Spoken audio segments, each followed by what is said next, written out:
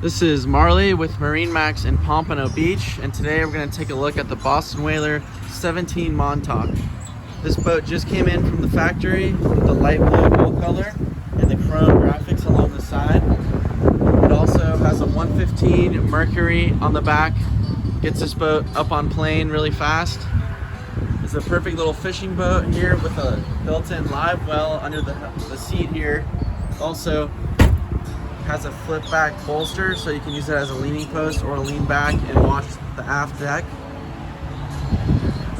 There's also a blue canvas bimini top on this boat that will provide a lot of shade for the cockpit and the helm.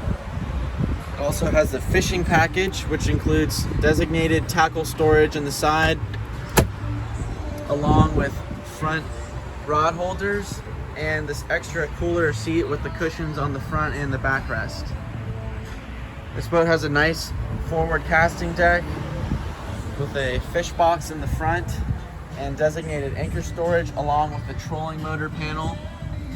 And you can see the stainless steel accented in the front and along the sides in the rails. If you're interested in this boat, please give us a call here at MarineMax Pompano Beach. My name is Marley and my number is 407-446-5990. Thanks for watching.